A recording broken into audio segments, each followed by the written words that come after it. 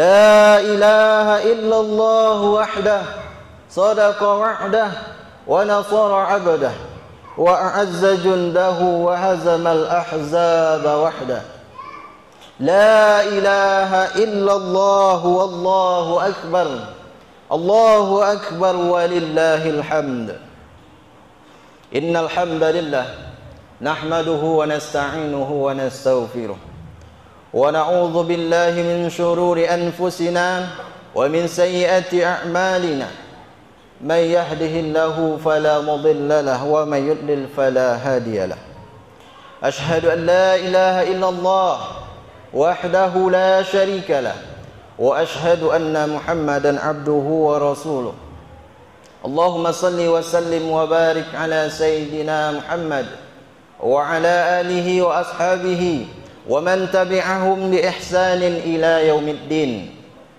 أما بعد فيا عباد الله أوصيكم ونفسي بتقوى الله فقد فاز المتقون قال الله تعالى في القرآن العظيم أعوذ بالله من الشيطان الرجيم بسم الله الرحمن الرحيم يا أيها الذين آمنوا اتقوا الله حق تقاته ولا تموتن إلا وأنتم مسلمون يا أيها الذين آمنوا اتقوا الله وقولوا قولا سديدا يصلح لكم أعمالكم ويغفر لكم ذنوبكم ومن يطع الله ورسوله فقد فاز فوزا عظيما صدق الله العظيم الله أكبر الله أكبر الله أكبر الله أكبر ولله الحمد.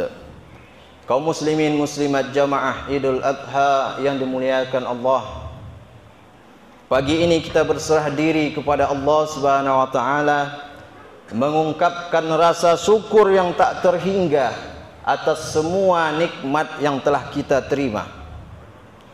Sampai di pagi hari raya Idul Adha ini, Allah Subhanahu wa taala masih memberikan kita hidup, badan yang sehat, dan masih dalam keadaan beriman dalam agama Islam. Dan yang terpenting juga, di hari ini kita masih bisa melaksanakan sholat id berjamaah di masjid kita ini, di saat banyak masjid-masjid di tempat lain yang tak bisa melaksanakannya. Maka rasa syukur itu kita ungkapkan dengan lantunan kalimat takbir, tahmid dan tahlil yang menggema mulai dari malam tadi sampai 3 hari ke depan, sampai tanggal 13 Zulhijjah. Mengagungkan asma Allah, memuji Allah Subhanahu wa taala, mengakui kebesaran dan kekuasaan Allah. Allahu Akbar, Engkau maha besar ya Allah. Betapa kami ini manusia hanyalah makhluk yang tak berdaya di hadapan-Mu. Allahu Akbar, betapapun kekuasaan yang kami miliki tak berarti apa-apa di hadapan kuasa-Mu. Allahu Akbar, betapapun besarnya masalah yang sedang kami hadapi, itu semua hanyalah sepele, kecil untuk bagimu untuk menolong kami, memberikan jalan keluarnya. Allahu Akbar, hanya Engkau saja yang maha besar ya Allah. Hanya Engkau saja yang patut kami sembah, yang patut kami agungkan. Kemudian berselawat dan salam kepada baginda yang mulia, rahmatan lil alamin, suri tauladan terbaik bagi manusia, Nabi besar Muhammad sallallahu alaihi wasallam. Allahumma salli ala sayyidina Muhammad wa ala ali sayyidina Muhammad. Assalamu alayka ya Rasulullah. Dengan banyaknya bersolawat kepada Nabi, menandakan bahwa kita cinta kepada Nabi. Dan dengan keikhlasan rasa cinta itu, kita berharap di akhirat nanti dapat berjumpa dengan Nabi dan diakui oleh Nabi sebagai umatnya dan mendapatkan syafaatnya. Amin ya rabbal alamin. Kaum muslimin muslimat sidang jemaah Idul Adha yang dimuliakan Allah, hari ini kita semua bergembira merayakan salah satu hari besar Islam, yaitu hari raya Idul Adha, atau juga sering kita sebut dengan hari raya kurban. Karena pada hari ini ada satu ibadah khusus yang Allah syariatkan bagi kita, yakni ibadah kurban. Ada begitu banyak hikmah dan keutamaan dari ibadah kurban yang setiap tahun kita rayakan ini. Namun pada kesempatan khutbah yang singkat ini, khatib hanya akan menyampaikan 3 hal saja. Yang pertama, ibadah kurban merupakan bukti syukur kepada Allah Subhanahu wa taala. Dalam surat yang paling pendek dalam Al-Qur'an, Allah berfirman, "Inna a'tainakal kautsar." Sungguh kami telah memberikan kepadamu nikmat yang banyak. Berapa banyaknya? Wa in ta'uddu ni'matallah la tuhsuha. Kalau kamu ingin menghitung berapa banyaknya, maka pasti kamu tak akan pernah sanggup menghitungnya. Dalam ayat lain Allah berfirman, "Wa ma bikum min ni'mati fa minallah." Dan kenikmatan apa saja yang kamu rasakan itu semuanya dari Allah Subhanahu wa taala. Lalu bagaimana cara kita mensyukuri semua nikmat Allah itu? Maka lanjutan ayat yang tadi, "Inna a'tainakal kautsar fasholli li rabbika wanhar." Maka dirikanlah salat karena Tuhanmu dan berkurbanlah. Alhamdulillah pagi ini ringan kaki melangkah, tangan terayun menuju ke masjid ini untuk melaksanakan salat Id. Salah satu bentuk ungkapan rasa syukur kita kepada Allah. Alhamdulillah kalau ketika azan berkumandang segera kita ke masjid untuk salat berjamaah.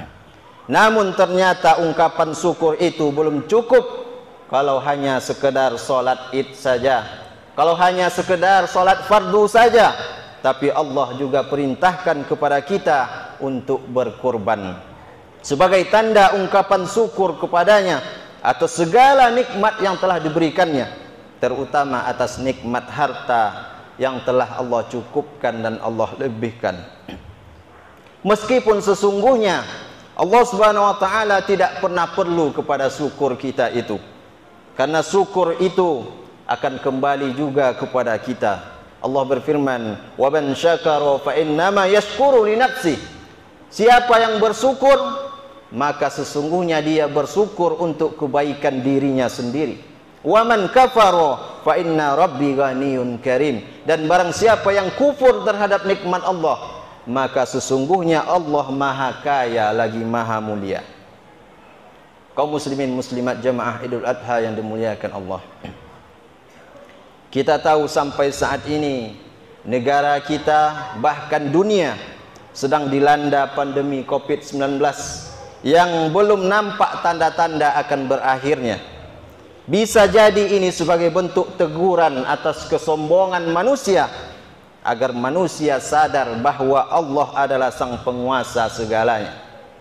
Bisa pula ini sebagai bentuk ujian dan cobaan bagi orang-orang beriman, agar semakin kuat imannya dan semakin dekat kepada Allah. Mungkin banyak di antara kita yang merasakan dampaknya, baik dari segi kesehatannya maupun dari segi ekonominya. Dampak di bidang ekonomi mungkin yang lebih banyak terasa oleh kita. Adanya penurunan pendapatan, penurunan penjualan, kehilangan pekerjaan dan lain sebagainya. Maka ini merupakan ujian dan cobaan bagi kita orang-orang beriman.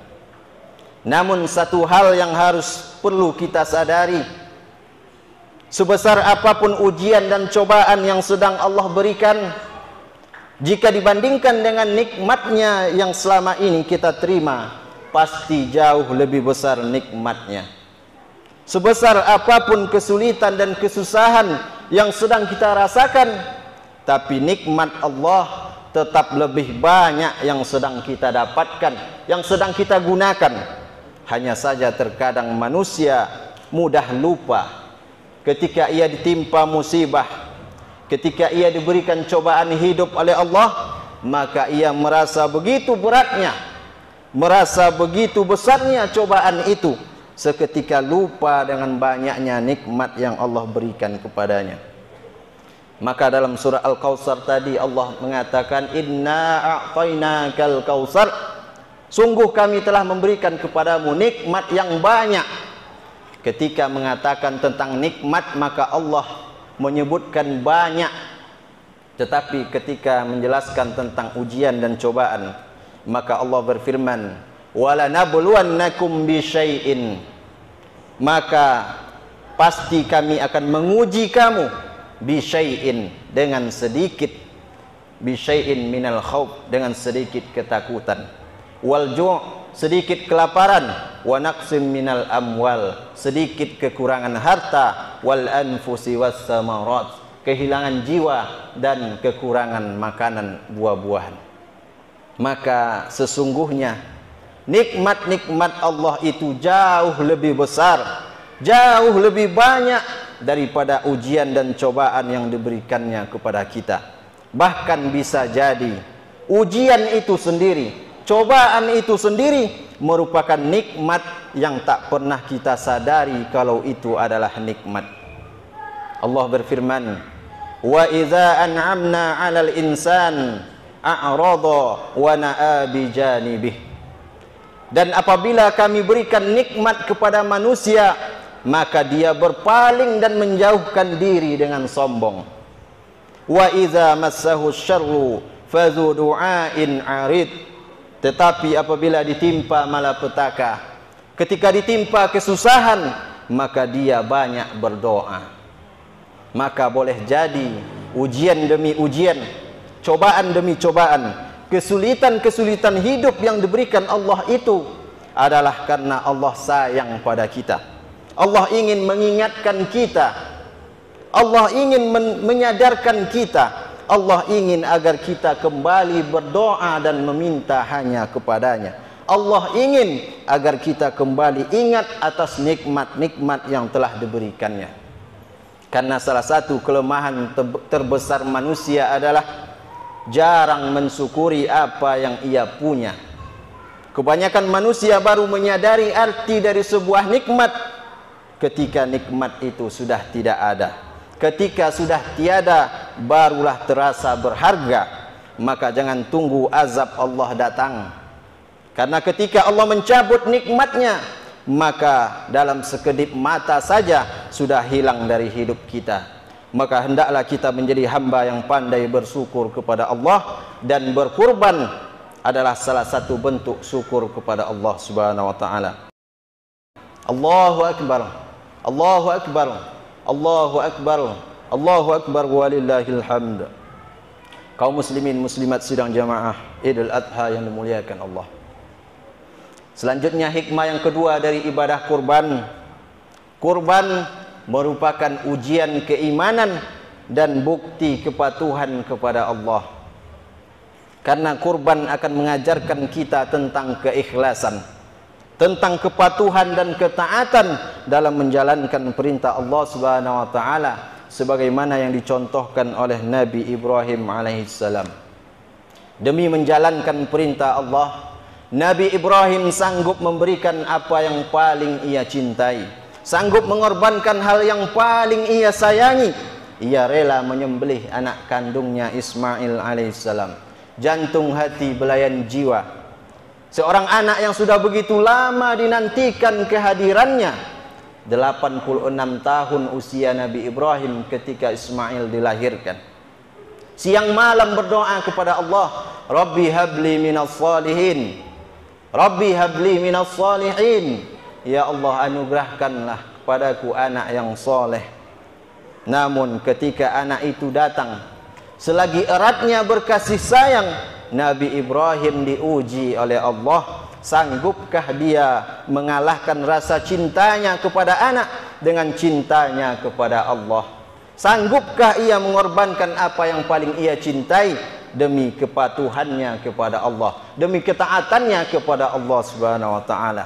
Karena Allah berfirman, "Lan tanalul birra", kamu tidak akan mendapatkan kebaikan hatta tunfiku mimma tuhibbun, sampai kamu sanggup memberikan apa yang paling kamu cintai untuk Allah. Dan Nabi Ibrahim alaihissalam lulus dengan ujian itu. Maka begitu pula dengan kita. Apakah kita juga akan lulus dengan ujian Allah ini atau tidak? Apakah kita bisa mengalahkan kecintaan kita kepada harta demi cinta kita kepada Allah? Apakah kita bisa melawan kecintaan kita pada dunia demi patuh pada perintah Allah? Allah Ta'ala tidak meminta anak kita, Pak, karena itu terlalu berat bagi kita. Allah Ta'ala tidak minta jantung, hati, belayan jiwa kita, Bu, karena pasti tak akan sanggup kita memberikannya, dan Allah tahu itu. La yukallifullahu nafsan illa wus'aha. Maka yang diminta Allah hanya apa yang sesuai dengan kemampuan kita. Yang diminta Allah hanya sebagian kecil dari nikmat yang telah Allah berikan sebagai bukti iman, bukti kepatuhan dan ketaatan kita kepadanya. Allahu Akbar, Allahu Akbar, Allahu Akbar, Allahu Akbar, walillahil hamd. Kaum muslimin, muslimat jamaah Idul Adha yang dimuliakan Allah. Selanjutnya yang ketiga, hikmah dari ibadah kurban. Kurban mempunyai keutamaan, mendapatkan pahala yang sangat besar dari Allah Subhanahu wa taala.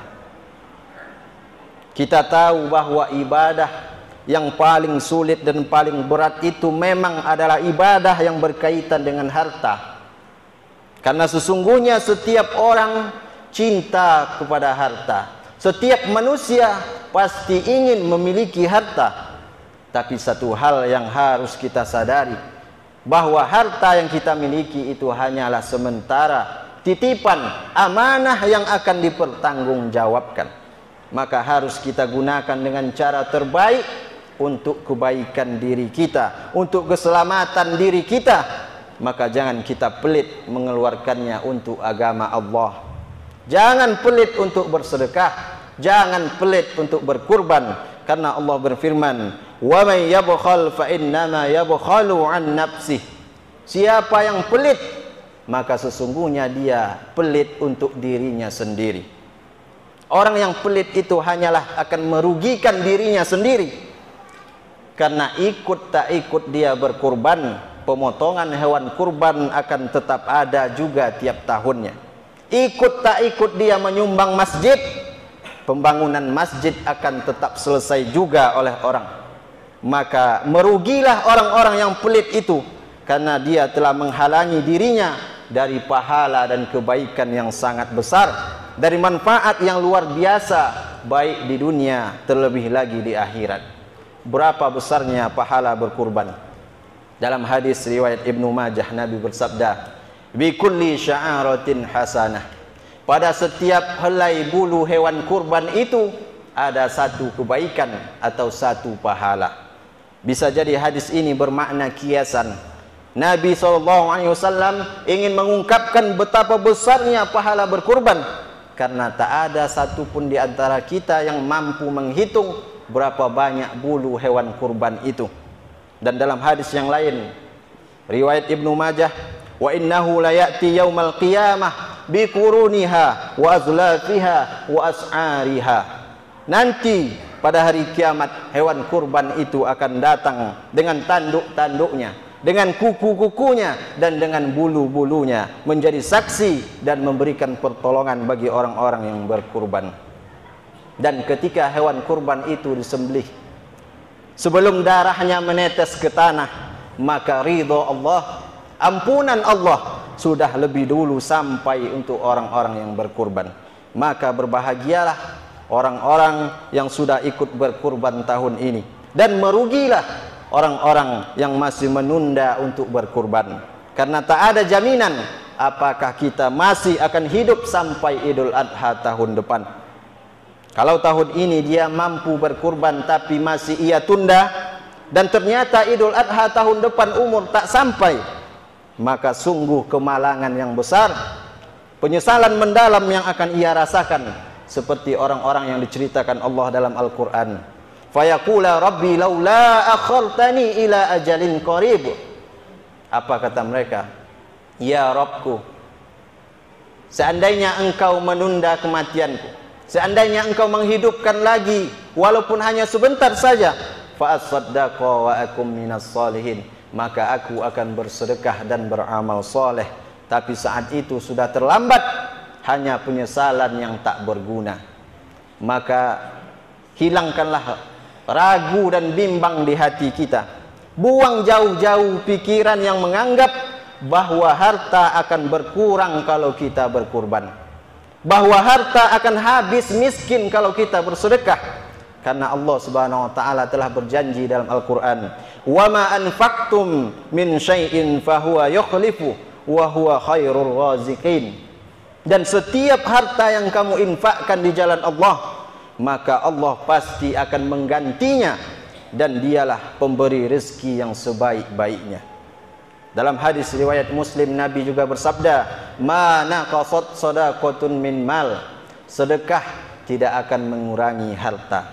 Inilah jaminan dari Allah, inilah jaminan dari Rasulullah, merupakan janji Allah dan Rasulnya bagi orang-orang yang bersedekah dan berinfak di jalan Allah, akan diberikan ganti yang lebih baik dari apa yang telah mereka sedekahkan itu.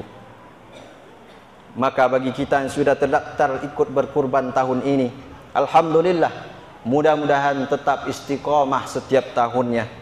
Bagi yang belum, padahal dia sudah mampu, maka ingatlah peringatan dari Nabi, "Man wajada sa'atan falam yudahi fala yaqrabanna musallana." Siapa yang punya kelapangan rezeki, yang punya kemampuan tapi tidak mau berkurban, maka jangan dekati tempat solat kami, kata Nabi.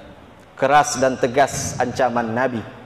Kalau Nabi sudah melarang jangan mendekati tempat solat kami, berarti Nabi tidak mau mengakui kita sebagai umatnya.